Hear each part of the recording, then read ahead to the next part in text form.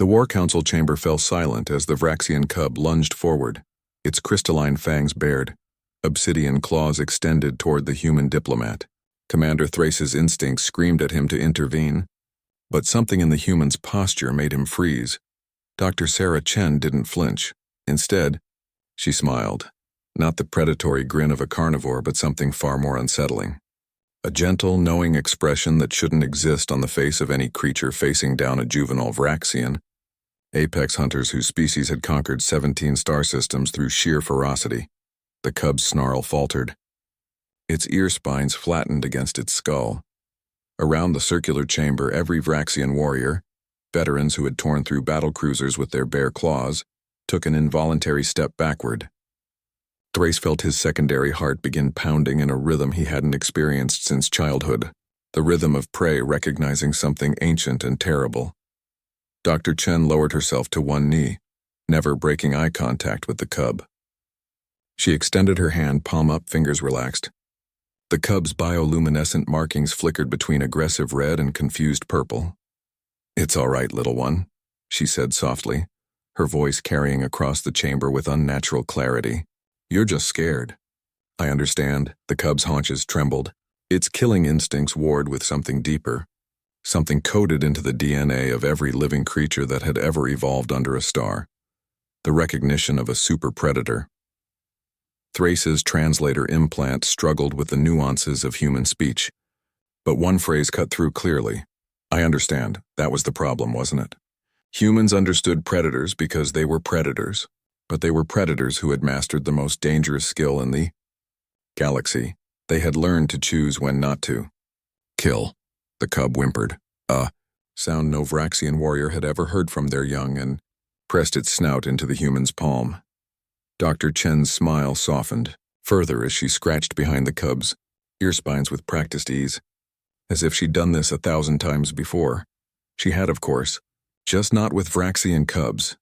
"Your Excellency."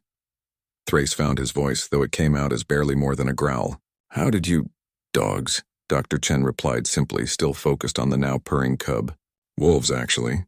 About 40,000 years ago, my ancestors looked at the most dangerous pack hunters on our planet and thought, let's make them love us." She glanced up, and Thrace saw something ancient flickering in her eyes. "We succeeded. We always do." The weight of that statement settled over the chamber like a neutron star's gravity well. The Vraxian Empire had studied human history before initiating contact. They knew about the domestication of animals, but they'd dismissed it as simple animal husbandry, a trick of selective breeding. They'd been wrong. "You bonded with your apex predators," Thrace said slowly, pieces falling into place. "The creatures that should have been your natural enemies." "We bonded with everything," Dr. Chen corrected, rising gracefully to her feet. The cub followed her like a shadow, its previous aggression completely forgotten. Wolves became dogs. Wildcats became house cats. We domesticated horses, elephants, falcons, even crocodiles in some regions. And the ones we couldn't domesticate, we learned to understand so well that we could predict their every move. She walked toward the viewing portal, and the assembled warriors parted before her like water. The cub trotted at her heels. "Do you know what the most dangerous thing about humans is, Commander?" She didn't wait for an answer. "It's not our endurance, though we can run prey to exhaustion. It's not our tools, though we can split atoms and fold space. It's not even our pack-bonding instincts, though those are formidable." She turned back to face the council, and Thrace saw every warrior in the room instinctively shift into defensive postures. "The most dangerous thing about humans is that we can look at any creature in the universe, any predator, any monster, any alien horror, and our first instinct isn't fear. It's curiosity. We see teeth and claws and we think, I wonder if I could pet that. I wonder if we could be friends." The cub chirped, actually chirped, and nuzzled against her leg. "Your species conquered 17 systems through fear and violence," Dr. Chen continued. "But you want to know why your empire sent me here?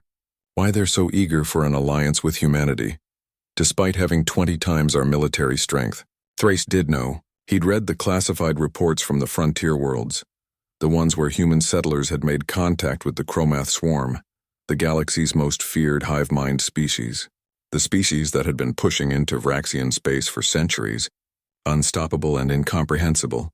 until humans encountered them. You befriended the swarm, Thrace whispered. We understood them, Dr. Chen corrected. We looked at a species of billions operating as one consciousness, and we thought, how fascinating. How can we communicate? Within 6 months, we had chromath hive clusters choosing to integrate human perspectives into their collective. Within a year, we had treaties. Within 2 years, we had joint colonies. She knelt again.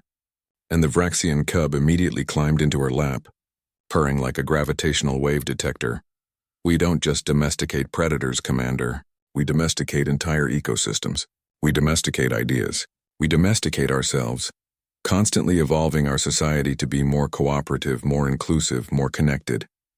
Her smile turned sharp, and we're very, very good at helping others see the benefits of cooperation. Thrace understood now why every warrior had stepped back. It wasn't fear of violence. It was the recognition that humanity had mastered a form of conquest far more absolute than any military victory. They conquered through understanding, through compassion, through the irresistible gravitational pull of a species that looked at the universe and saw potential friends instead of threats.